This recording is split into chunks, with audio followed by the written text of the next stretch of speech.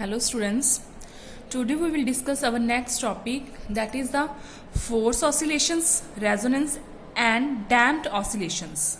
ठीक है, हम 3 oscillations करेंगे आज. फर्स्ट ऑफ ऑल करेंगे 3 terms. First of all, forced oscillations, resonance oscillation and damped. Clear? First of all, देखो, any object or a simple executing simple harmonic motion may be called as an harmonic oscillator. ठीक है, इसमें उसने क्या कहा कि वो कोई भी ऑब्जेक्ट और सिस्टम जो कि सिंपल हार्मोनिक मोशन एग्जीक्यूट करता है उसको हम हार्मोनिक ऑसिलेटर भी कह सकते हैं. ठीक है, एग्जांपल दी उन्होंने, जैसे a mass attached to a spring is a simple harmonic oscillator. ठीक है, when the mass is pull down, जब हम मास को पुल किए करेंगे, हमने प्रीवियस जो टॉपिक किया था ना एक जिसमें हमने स्प्रिंग ऑसिलेशन वाला किया था, उसमें टाइम पीरियड निकाला था, उसी की तरह कि एक में हमने मास अटैच कर दिया जिसको हम जो कि सिंपल हार्मोनिक ऑसिलेटर की तरह रिएक्ट करेगा. जब हम उस मास को पुल कर देंगे डाउन, देन रिलीज, उसके बाद रिलीज कर देंगे, तो वो अपने आप जो है वो एग्जीक्यूट करने लगेगा सिंपल हार्मोनिक मोशन. क्लियर? जैसे सिंपल है ना कि ये आपके पास कोई भी स्प्रिंग है, इसके साथ मास अटैच किया है, इसको हमने डाउन पुल किया है, तो जब डाउन पुल करके हम इसको ऐसे छोड़ देंगे, रिलीज कर देंगे, तो वो ऐसे ऐसे करने लग जाएगा. ये तो सिंपल जनरल बात है, स्प्रिंग है. क्लियर? ये आपने डेली लाइफ में भी देखा है अपने स्प्रिंग की क्या प्रॉपर्टीज है. ठीक है, तो नेक्स्ट जो हम इंपॉर्टेंट है जो हम करेंगे, that is the free oscillation. इसकी सिर्फ ऑनली डेफिनेशन है simple. First of all, free word से समझ आ रहा है, freely move कर रहा है, that is free oscillation. According to definition, a body is said to be executing free oscillation if it is vibrate with its natural frequency. Clear? कि जो कोई भी बॉडी है जो फ्री ऑसिलेट कर रही है, कब कहेंगे हम कि वो फ्री ऑसिलेट कर रही है? जब वो अपनी नेचुरल फ्रीक्वेंसी के साथ ऑसिलेट कर रही है, मतलब उस पर हम एक्स्ट्रा से अपनी तरफ से कोई फोर्स नहीं लगा रहे, वो अपने आप ही अपनी नेचुरल फ्रीक्वेंसी के साथ ऑसिलेट कर रही है बॉडी. ठीक है, तो उसके बाद ऑलरेडी ये आपको पता है, force is equals to minus K Y.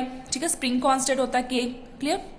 उसके बाद हमने mu naught is natural frequency. Clear? इसकी वैल्यू कितनी होती है ऑलरेडी हमने फाइंड आउट किया था जब हमने रिलेशन किया था टाइम पीरियड का, तो फ्रीक्वेंसी भी फाइंड आउट की थी, दैट इज 1/2 अगर नहीं पता तो अगर आपके पास टाइम पीरियड है, ठीक है, तो फ्रीक्वेंसी आपको पता है, फ्रीक्वेंसी किस इक्वल होती है, new is equals to 1/t के, तो t का इनवर्स कर देते हैं हम. क्लियर?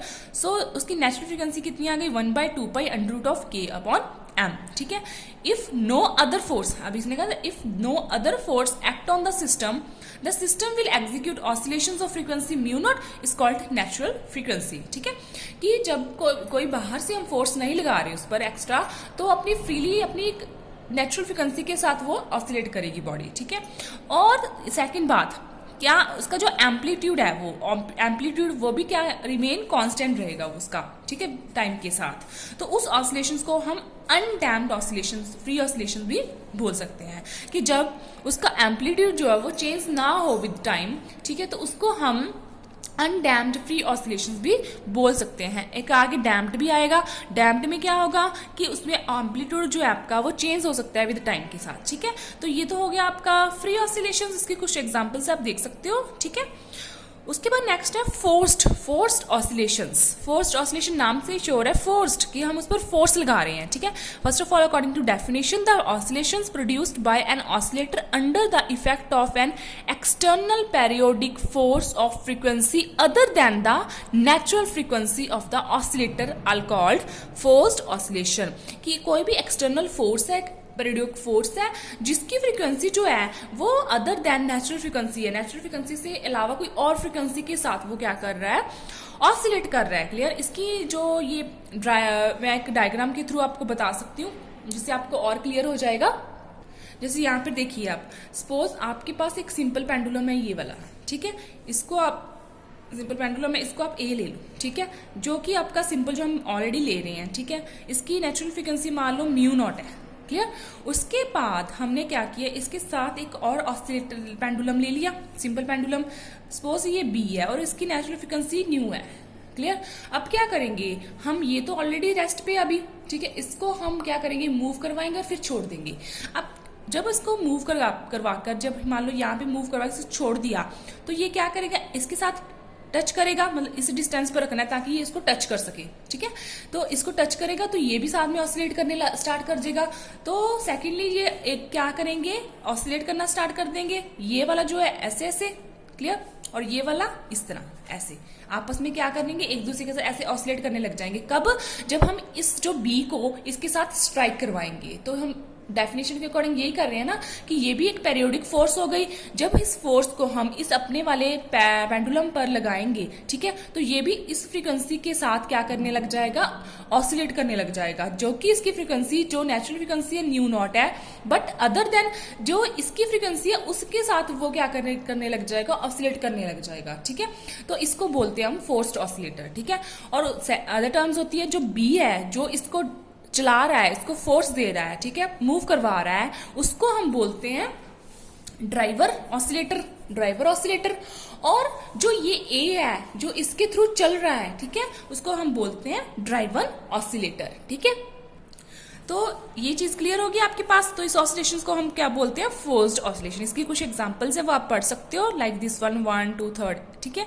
उसके बाद नेक्स्ट आ जाती है आपकी resonance, resonance oscillator. First of all according to definition पढ़ो, देखो, the phenomena of setting a body into oscillations of large amplitude by the influence of another vibrating body having the same natural frequency. अब इसमें क्या कहा है कि same, जैसे मैंने फोर्स में समझाया था ना, उसमें तो जो आपकी फ्रीक्वेंसी थी दूसरे पेंडुलम की, वो नेचुरल फ्रीक्वेंसी से अलावा कुछ और वैल्यू थी उसकी। बट रेजोनेंस में क्या होता है कि एक के एम्पलीट्यूड को हम सुपर इम्पोज करवाते हैं दूसरे के एम्पलीट्यूड से, मतलब ड्राइवर का जो एम्पलीट्यूड है उसको हम सुपर इम्पोज करवा देते हैं, उसके साथ मूव करवा देते हैं ड्राइवर के ऑसिलेटर के साथ with the same natural frequency, ठीक है। इस दोनों में सिर्फ इतना फर्क है, क्लियर। तो such vibrations of produce are called resonant, और इसको बोलते हैं सिम्पैथेटिक ऑसिलेशंस, ठीक है। उसके बाद नेक्स्ट इसकी एग्जांपल्स आ जाती हैं आपकी, वो आप रीड आउट कर सकते हो यहाँ से 1 से 3, ठीक है। सिंपल सेम डेफिनेशन क्लियर होनी चाहिए आपको, क्लियर। उसके बाद एक और 2 टाइप्स के ऑसिलेशन, जैसे पहले भी हमने इंट्रोड्यूस किया था, अनडैम्प्ड और डैम्प्ड। डैम्प्ड में क्या होता है कि जब आपकी जो एम्पलीट्यूड है वो टाइम के साथ चेंज हो जाए, ठीक है, तो वो कौन सी ऑसिलेशंस होती हैं आपकी, डैम्प्ड। और अनडैम्प्ड जब आपका जो एम्पलीट्यूड है वो कांस्टेंट हो, जैसे यहाँ पर 2 फिगर्स दिखाई हुई हैं, इसमें जो क्वांटिटी टाइम के साथ जो एम्पलीट्यूड रह रहा है, ये एम्पलीट्यूड होता है ना, यहाँ से लेकर यहाँ तक का डिस्टेंस, इसको हम एम्पलीट्यूड बोलते हैं, ठीक है। तो ये देखो थ्रू आउट सेम रह रहा है, यहाँ तक देखो सेम है ना, यहाँ तक विद टाइम, तो ये कौन सा हो गया, अनडैम्प्ड। अब यहाँ पे देखो इसका एम्पलीट्यूड यहाँ पे इतना है, यहाँ पे इतना है, ऐसे मतलब डिक्रीज हो रहा है टाइम के साथ, ऐसे यहाँ इधर से भी डिक्रीज हो रहा है, ठीक है। तो ये कौन सी हो गई आपकी डैम्प्ड ऑसिलेशंस, ठीक है। अगर सिंपल डेफिनेशन के अकॉर्डिंग करोगे तो भी इतनी है, देखो, many types of dissipating forces operating therefore as oscillators oscillates a part of its energy is used up in overcoming these dissipating forces and likewise during each oscillation is amplitude goes on decrease. कि वो क्या कह रहा है कि कुछ forces जो होती हैं, आपको पता है एनर्जी रिलीज होती है, और कुछ फोर्स जो रिलीज फोर्सेज यूज हो जाती है उसकी एनर्जी को डिसिपेट करने के लिए, ठीक है। तो इसलिए उसका जो एम्पलीट्यूड है वो टाइम के साथ डिक्रीज करने लग जाता है। Such oscillations are called damped oscillations, ठीक है।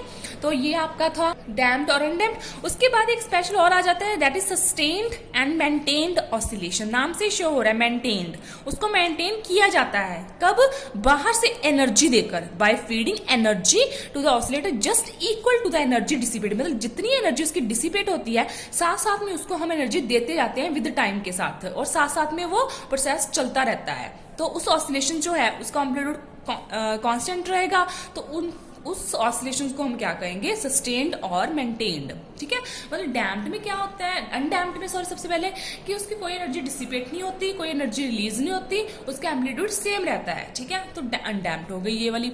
डैम्प्ड में क्या होता है कि कुछ एनर्जी जो होती है वो रिलीज होती है, डिसिपेट हो जाती है, तो उनको हम बोल देते हैं, उसके साथ एम्पलीट्यूड जो होता है वो डिक्रीज हो जाता है टाइम के साथ, उसको बोलते हैं हम डैम्प्ड, ठीक है। उसके बाद अगर हम जो एनर्जी आपकी डिसिपेट हो रही है पर साथ साथ में उसको एक्स्ट्रा एनर्जी देते रहे हम, ठीक है, टाइम टू टाइम, ठीक है, जितनी एनर्जी डिसिपेट होती है उतनी एनर्जी हम उसको दे दें, ठीक है। तो उस ऑसिलेशंस को, तो उसका जो एम्पलीट्यूड है वो सेम रहेगा, क्योंकि एनर्जी डिसिपेट नहीं हो रही, जितनी हो रही है वो हम उसको दे रहे हैं, वो उतना एब्जॉर्व कर रहा है, ठीक है। तो उन ऑसिलेशंस को हम क्या कहेंगे, सस्टेन्ड और मेंटेन्ड ऑसिलेशंस, ठीक है। अगर आपको मेरी वीडियो अच्छी लगी तो please like and subscribe my channel. Okay, अगर आपको कोई भी डाउट हो तो कमेंट सेक्शन में डाल सकते हो। Okay, thank you.